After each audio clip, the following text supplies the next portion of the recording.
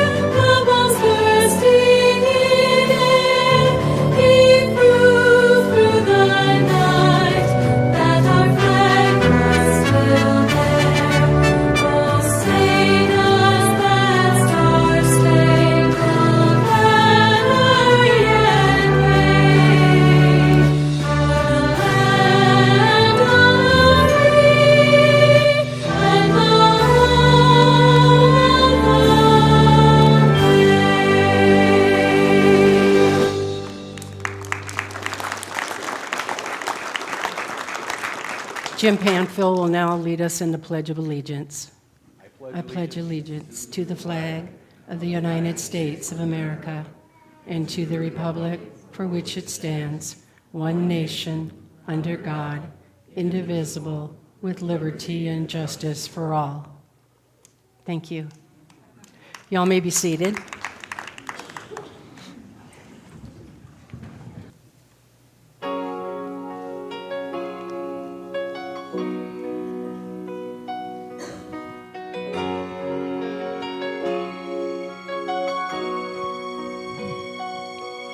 If tomorrow all the things were gone I worked for all my life, and I had to start again with just my children and my wife, I'd thank my lucky stars for be living here today, 'cause our flag still stands for freedom and they can't take that away.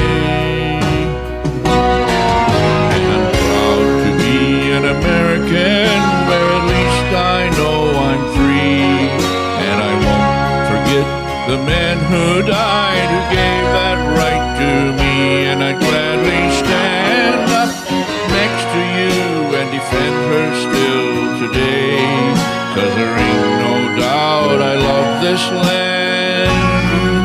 God bless the USA.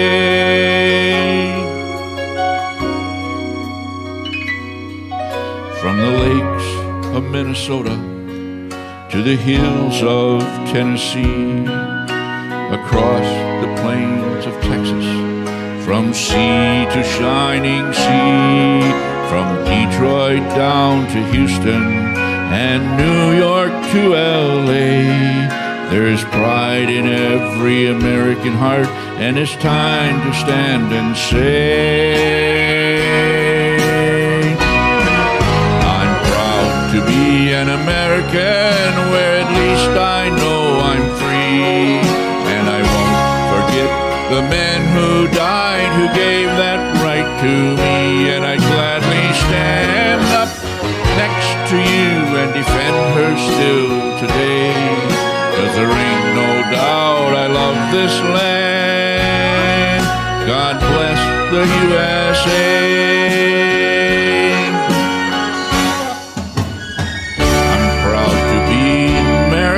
Where at least I know I'm free, and I won't forget the men who died who gave that right to me, and I gladly stand up next to you and defend her still today, 'cause there ain't no doubt I love this land.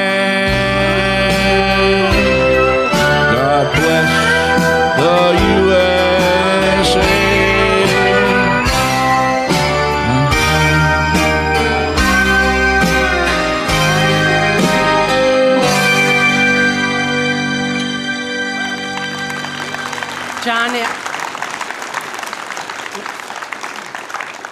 Good morning. For those of you who don't know me, I'm Marcia Short, 26-year Navy veteran, retired, and it's an honor to be here today. I'd like to introduce Jim Savola, who coordinated our program for today. Jim is U.S. Army. The veterans you see in the program today are all members of New Life. Welcome to today's ceremony, and thank you for attending. I'm honored to be speaking with you today on such an important occasion. It was once said that valor is stability, not of legs and arms, but of courage and soul. We're here today to honor our heroes, to remember their achievements, their courage, and their dedication, and to say thank you for their sacrifices.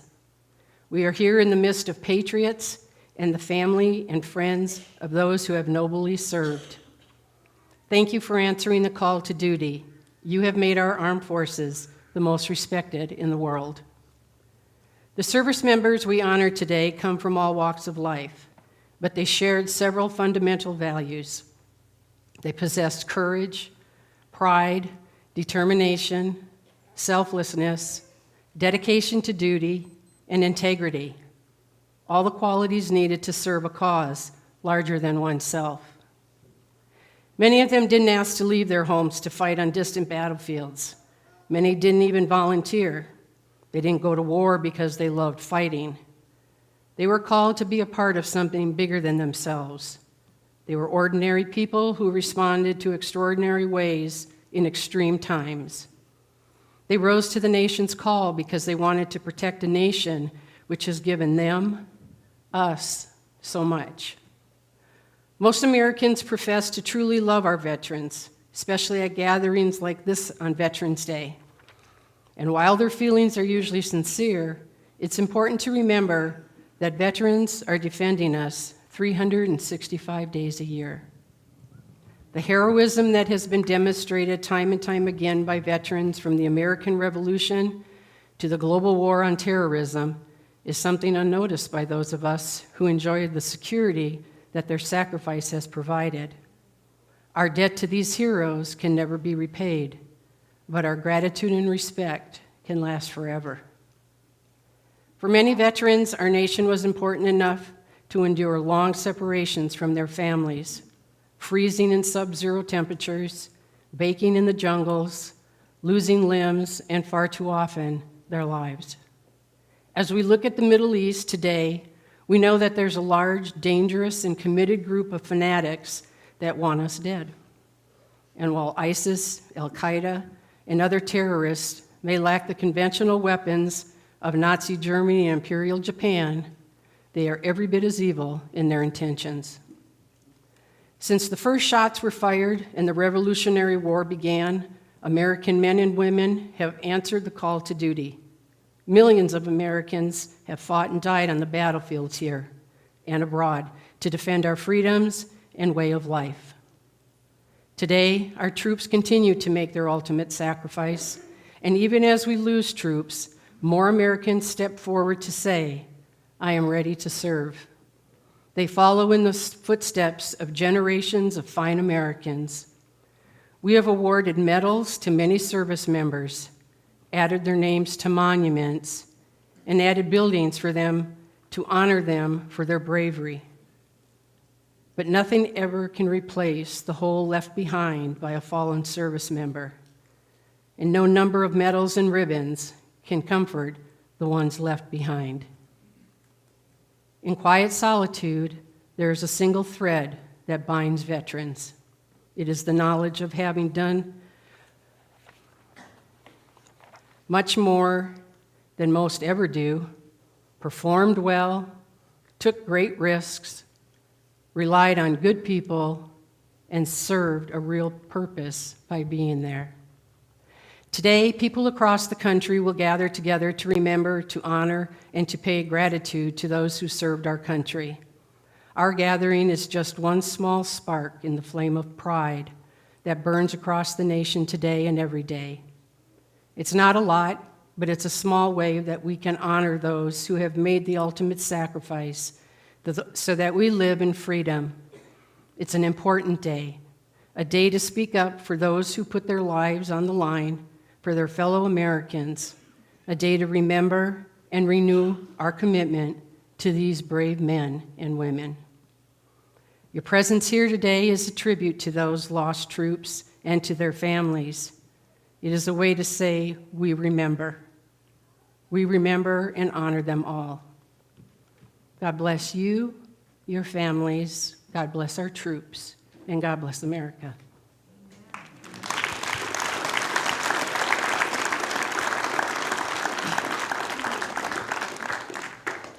Now we'd like to introduce all the branches of service. So when I mention your branch, we ask that you please stand and remain standing. United States Army, United States Navy, United States Marine Corps,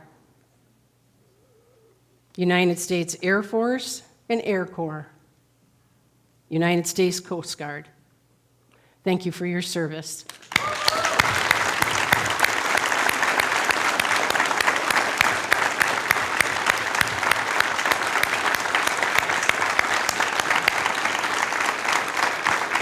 Now I'd like to ask anybody here today that had any member of your family serve to remain standing so we can applaud you too.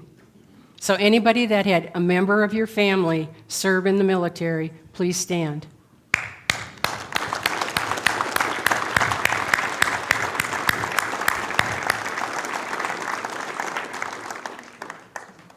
Thank you.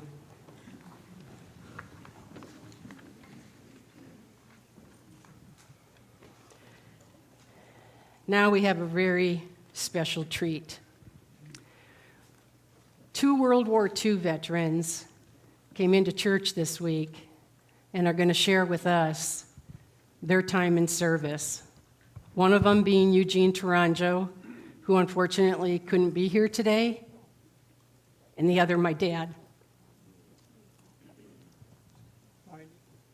My name Eugene Tourangeau, and I always tell the people on the phone it's pronounced Turn Around Joe. And I entered the service August 28, 1940 in Wausau, Wisconsin. My name is John Grice. I entered the service on December the 7th, 1943. I did a lot of traveling in this country. I spent 8 months in the Philippines and 5 months in Japan. I was sent to one of the oldest army camps in the country, I guess, and that's Fort Brady, Sault Ste. Marie. When I went to enter the service in 1940, and John probably also, when I entered, most of the people that were there were old Army veterans. And there I was a young kid of, I think I was 18. Well, the Philippines wasn't the greatest place to be. But Japan, when we got up there, and I happened to be a 4 stripes, we had our own room, 2 guys to the room, but the ones below us, they kind of slept eight to the bunk, you know what I mean? But they had real nice barracks up there. That was just outside of Tokyo a little ways. The Japanese people at that time, we'd take half a dozen or a dozen of them out to police the area because we had very little to do as far as repairing airplanes. But they have no problems with them at all. When I entered Fort Brady, the situation there, all the officers there were right from West Point. No, not 3 months or anything like that, but directly from, and they always walked around with a stick. And I had 2 left feet, so they had quite a bit of problem with that farmer from Flat Rock. I struggled with those people for a while. So then the next thing that happened to me, they found out that I was a farmer, and that I wasn't only a farmer, but I could handle animals because I had just left the woods with my dad. And then when I had that job, I was what they call a teamster. You drove the horses. You took care of them. And that's the time the Army still had mules. So then I ended up in the mule barn. So then I stayed on there about maybe a couple months, and the fellow that was in charge of the mule barn, he retired. So then they made me in charge of I think we had 12 mules. So then I was in charge, I was the captain of the mule barn. Going overseas, we were in an old tub of a boat from World War One, and it was so hot down below, they had 5 bunks there, and we had to go out and sleep on deck at night, and the decks are awful hard on those boats, but it was smooth going, but anyhow. Like I say, when I was in Japan though, we hit that, or going to Japan, we hit that Typhoon 45 at Bull Halsey, and he lost about 100 ships, and well, we went out, we'd go out for 2-3 days, and then we had to turn around and go back into, you know, the islands there were a little calmer. The 4th time, I think, or the 3rd time, we went right to Japan. So, but it was rough.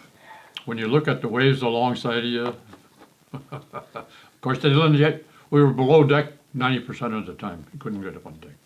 So all of a sudden, they decided to get rid of the mules, get rid of them, and send them down to Kentucky. So that's what happened in my case. I got rid of my mules, 12 mules, and then from there, I lost my job. So then they had to do something with me. The boy with the 2 left feet from Flat Rock. When I listened to his experience, the mules, I think he was in the Civil War, wasn't he? I probably was. I probably was. We had Jeeps where I was at. I went from Fort Brady.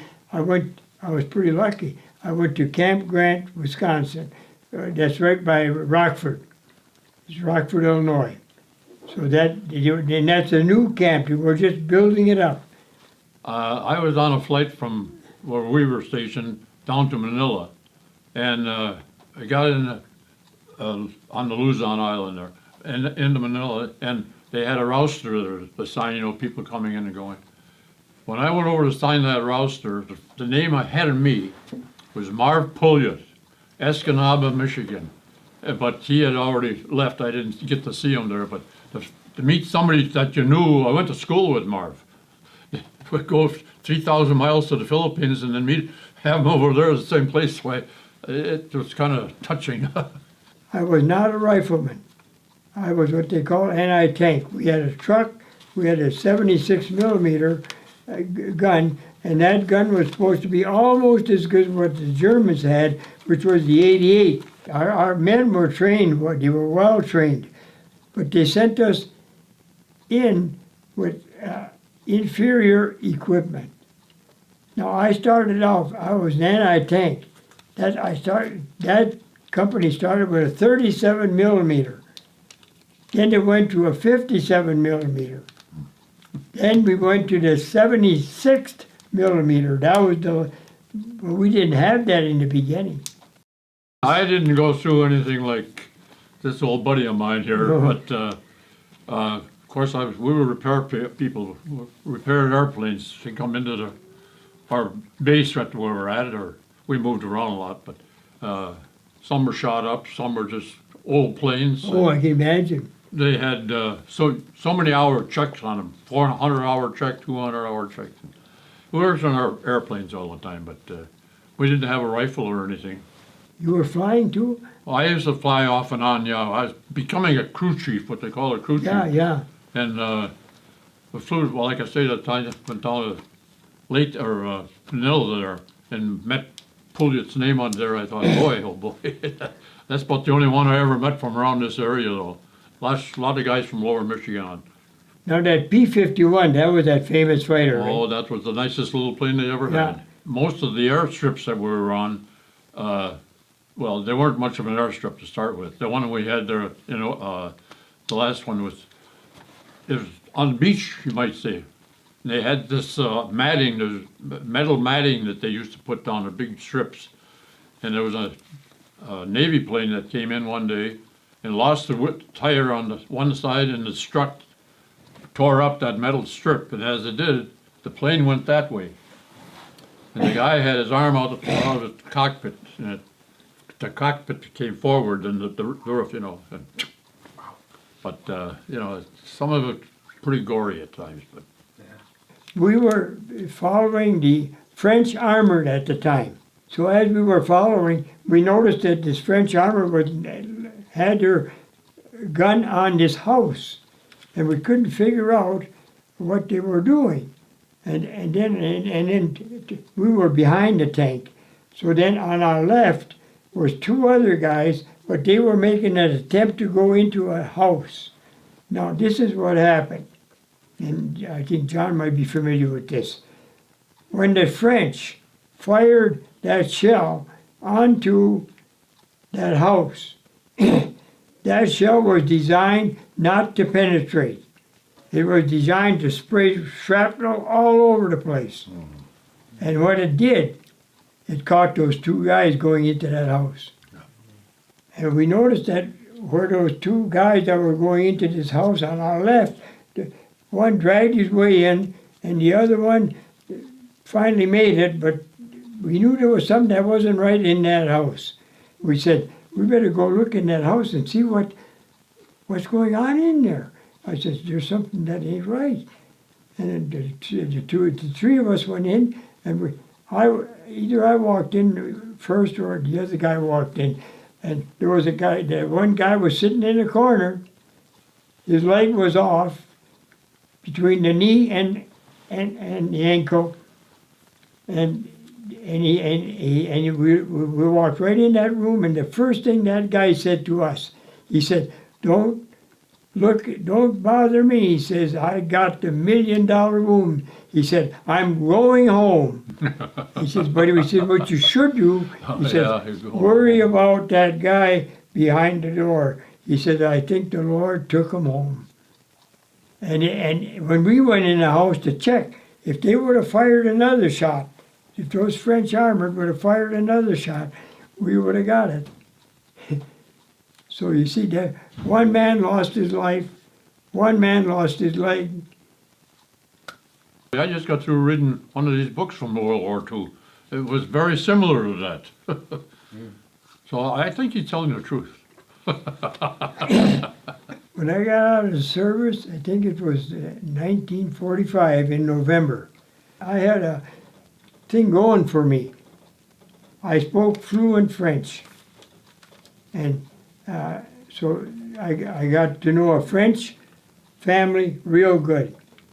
So then, and after the war, I got familiar with a German family. And so then, after the war, I said, gee, I don't know if I want to go home yet, you know. So I actually got out there with my thumb and went and visit these two families that I knew. Plus, I knew where some of my old buddies were. When I went there and visited with them, I was hitchhiking. See, so now hitchhiking, you see, in Europe was no problem because all the vehicles were American trucks. So I was on the Autobahn in Germany, and I was hitchhiking, and the truck stopped and picked me up, and I jumped in the back, and I'm in there with a German officer.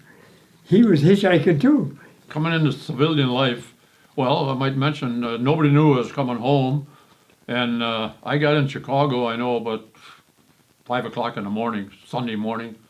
Got on the 400 in the afternoon, came home to the depot here. Nobody there to meet me. Of course, they didn't know I was coming. I didn't know I was coming either. But anyhow, I walked home, and I remember I was standing in the kitchen of our home, and my dad and mother had been out. I think they were playing bingo or something down at St. Joe's Church. But anyhow, the car wasn't even stopped in the driveway, and my mother was out of it. And I thought, boy, all I have to do is see her fall down now and break a leg or something. But anyhow, they were glad to see me after 2 years. But August the 14th, 1945, that's when the Japanese surrendered. The VJ Day was September the 2nd, 1945. And the official end of the war was December 1945. So I was over there before the war ended even. Not in Japan, but You didn't have to drive mules either. no, I'll tell you that, it was an experience for somebody 18, 19 years old. Yeah, when your The dad only, had the only young, bad eh? part about some of the laws we had here, I could drink beer in a tavern before I went into service at 17 and 18. Yeah. I come home and then I had to have a card to show I was 21 years old. Anyhow.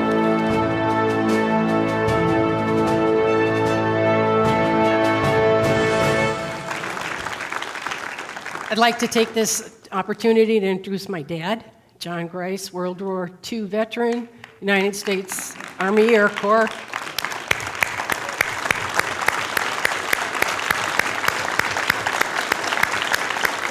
I'd also like to introduce Lorraine Taranjo, Eugene's wife. Lorraine is over here.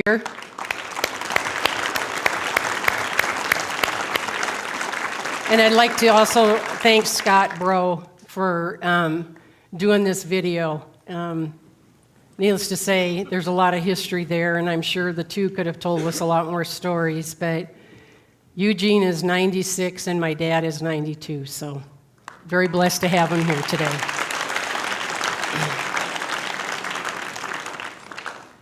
Next, we have another important person in our community, Scott Knopf, who is with the UP Honor Flight.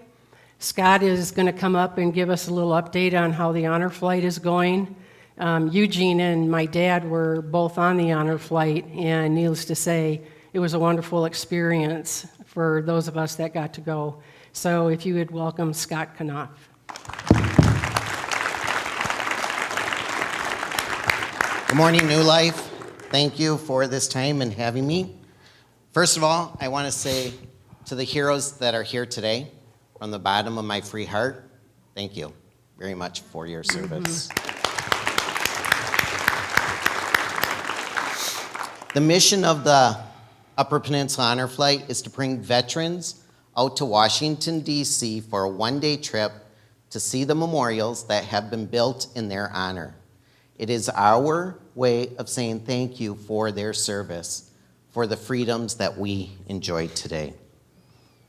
Who the Honor Flight is for? We are accepting applications from any veteran who served from 1941 until May of 1975. So this includes the World War II, Korean, and Vietnam veterans. Now we also want to include anyone who served during wartime, but also peacetime, and whether you served stateside or overseas. If you served during that time frame, 41 until May of 75, we would love to have you on a flight with us. The Honor Flight started when the World War II Memorial was finally completed after 10 years of construction and design work. In 2004, it was complete. Earl Morris was a physician's assistant over in Ohio, and he soon realized that his World War II patients were not going to plan a family vacation to go to DC to see this memorial that was built for them. So Earl belonged to an Aero Club, went to his club, and he asked the members if they would use their own plane and pay all the expenses and fly World War II veterans out to DC so that they could see their memorial. In September of 2005, there were 6 little private aircraft that flew 12 veterans out to DC to see the memorial, and that was the beginning of the Honor Flight Network. Today, there are 131 hubs in 45 different states, and altogether we have taken over 180,000 veterans out to DC to see their memorials.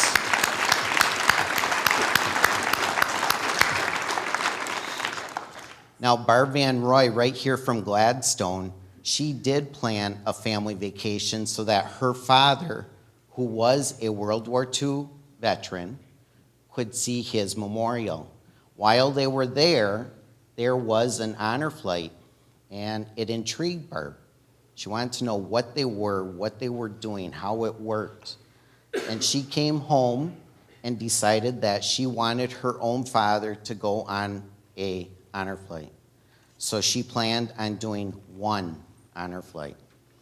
She started working and starting talking to people in this area about an honor flight where we're going to take 75 veterans, 75 helpers out to DC in one day and bring them around and show them different memorials. And that it was only going to take $90,000 to do it. Everyone told her she was crazy. But she continued on. She got a wonderful board to help her. Marcia Short was part of that board. They did it, and in September of 2011 was Mission 1 of the Upper Peninsula Honor Flight. After those guys got home and told their friends and families about it, the applications kept coming in. So then Barb decided to do, well, one more. And then, well, one more. Until she did 9 different flights. And then in 2015, Barb decided to retire. I brought a little clip here for you to show. It shows you just a little bit of what we do throughout the day. Can you show that, please?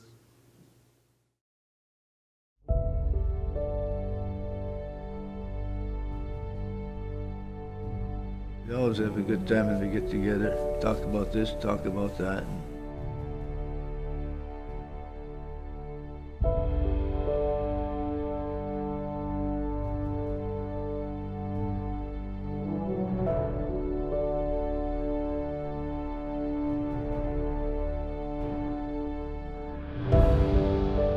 A lot of people come out in the morning, a lot of commotion going on.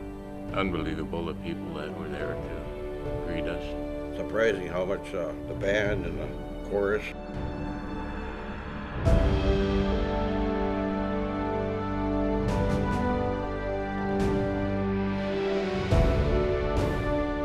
We never had so many thank yous for our service. We never had that when we got out.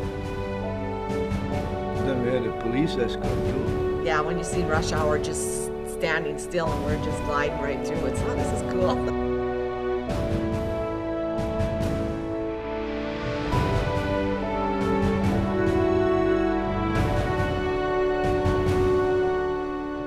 By the time you get there, you understand a little bit more of how many graves there is there.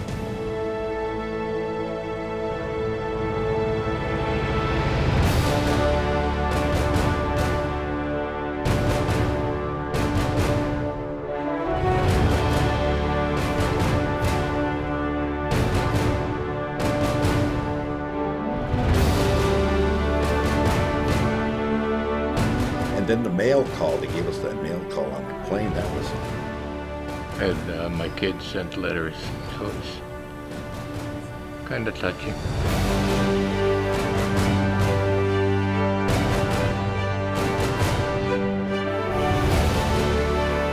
made us feel like we just got out of the service.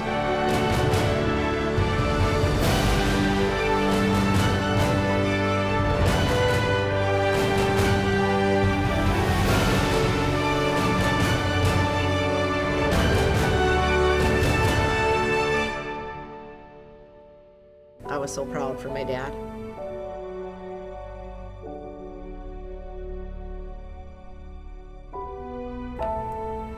Not just for my dad, all the vets that were on there. And to realize what they've meant, you know, that they really made a difference in this world.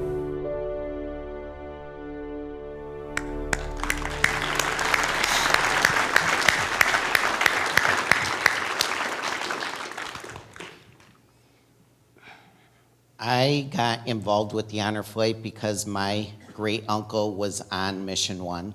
I would have breakfast with him every couple months. And every time we got together, he would tell me about that honor flight. And he would start crying about it. And I didn't understand how a one-day trip could affect him that way. So I got intrigued, So I went to watch them land at the Delta County Airport for Mission 2, and then that gave me a little taste of what's going on with this thing. If you've not been to the airport to watch us land, you really do have to come out next May and watch us land. That's going to give you a little taste of what it's all about. But then I sent in an application to be a guardian, and I was finally selected to go on Mission 5. I got to go, and I was hooked after that. And I just stayed involved. When Barb did retire in 2015, that's when we took over the flight and just continued so that we can keep on bringing veterans out to DC so that everyone gets their chance to go. If you do know any World War II or Korean veteran that has not gone with us yet, please get them an application so that they can go with us.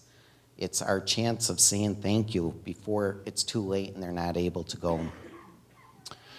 And another thing, our organization is 100% volunteer, 100% donation driven. We are not funded by the government in any other way, like people think. And so this is our way of saying thank you, and it's never too late to say thank you. Thank you, Scott.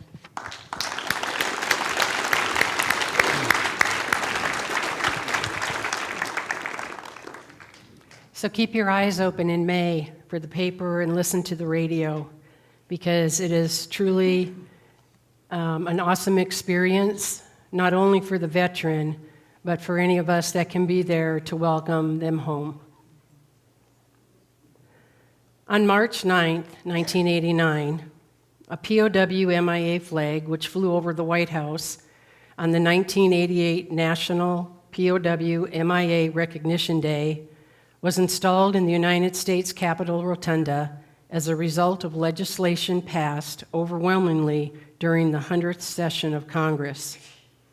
The leadership of both houses hosted the installation ceremony in a demonstration of bipartisan congressional support. The POW MIA flag, the only flag displayed in the United States Capitol Rotunda, stands as a powerful symbol of our national commitment to our POW MIAs until the fullest possible accounting for Americans still missing have been achieved.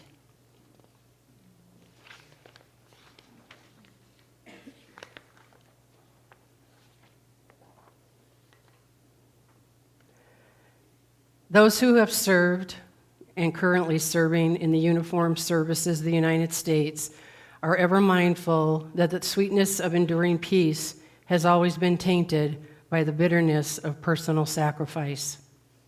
We are compelled to never forget that while we enjoy our daily pleasures, there are others who have endured and may still be enduring the agonies of pain, deprivation, and internment. Before we begin, we'll pause to recognize our POWs and our MIAs.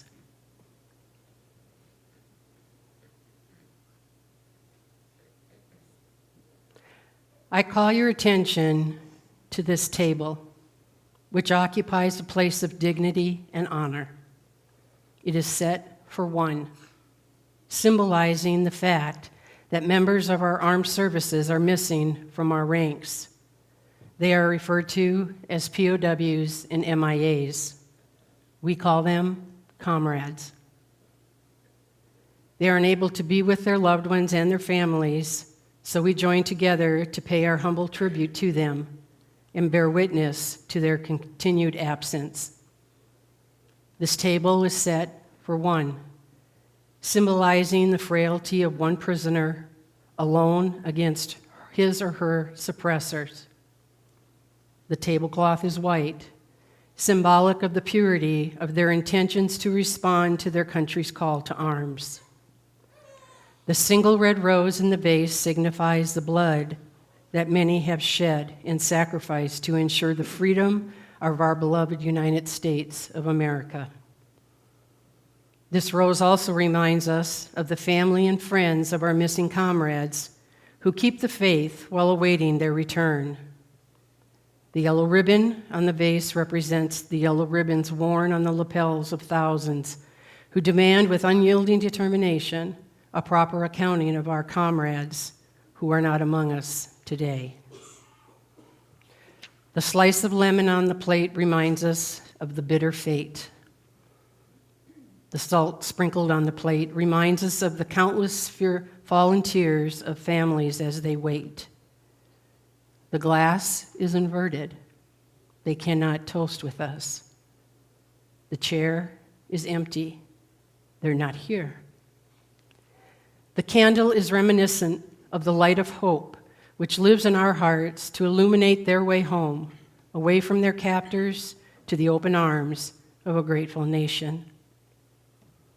Let us pray to the Supreme Commander that all of our comrades will soon be back within our ranks.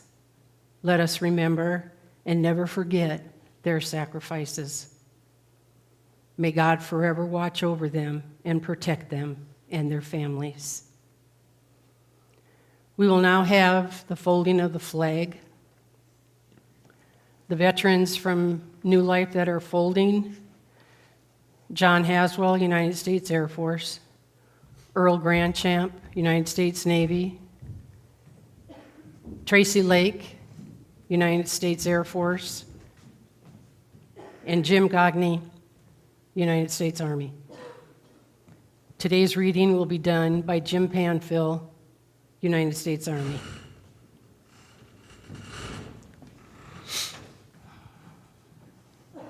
The flag ceremony represents the same religious principles in which our country was originally founded. The portion of the flag denoting honor is the canton of blue containing the stars representing the states our veterans served in uniform. The canton field of blue dresses from left to right and is only inverted when draped as a pall on a casket of a veteran who has served our country honorably in uniform. In the evening, in the Armed Forces of the United States, at the ceremony of retreat, after taps have been sounded, the flag is lowered and folded in a triangle fold and kept under watch throughout the night as a tribute to our nation's honored dead. The next morning, it is brought out at the ceremony of reveille and run up aloft as a symbol of our belief in the resurrection of the body. The first fold of our flag is a symbol of life.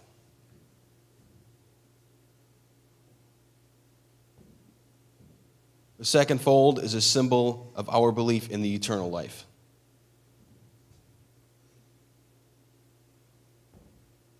The third fold is made in honor and remembrance of the veteran departing our ranks who had given a portion of life for the defense of our country to attain peace throughout the world, not to have been in vain and shall never be forgotten.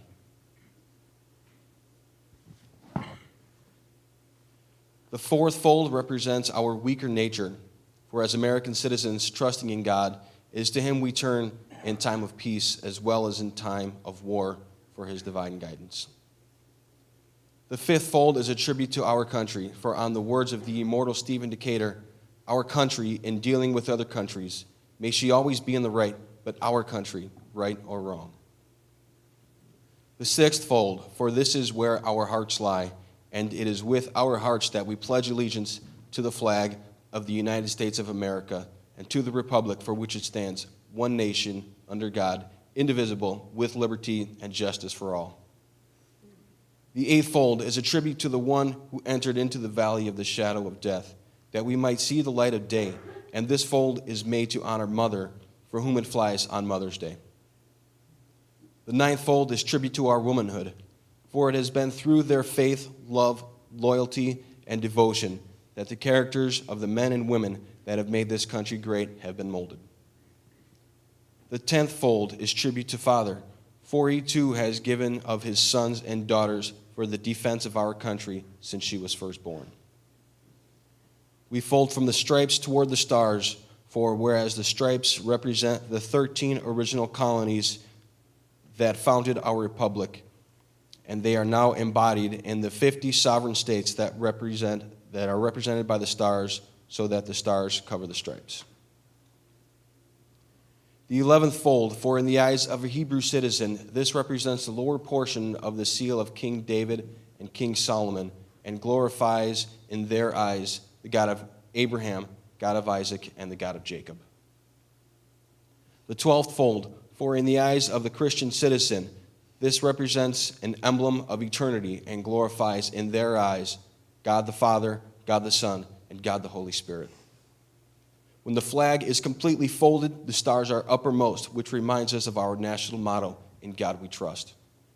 After the flag is completely folded and tucked in, it takes on the appearance of a cocked hat, even reminding us of the soldiers who served under General George Washington and the sailors and Marines who served under Captain John Paul Jones, and they, followed by their comrades and shipmates in the armed forces of the United States, have preserved for us the rights, privileges, and freedom for which we are enjoying today.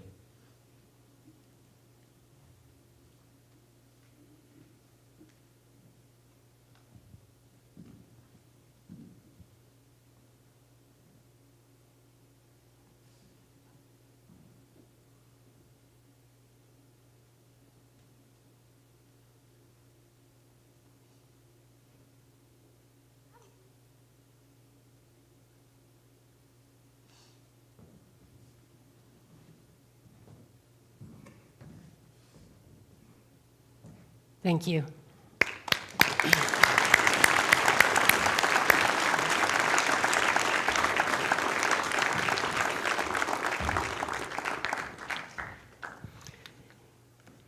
If I could ask that we stand, this will be the closing of our program, and we'll be closing it with taps.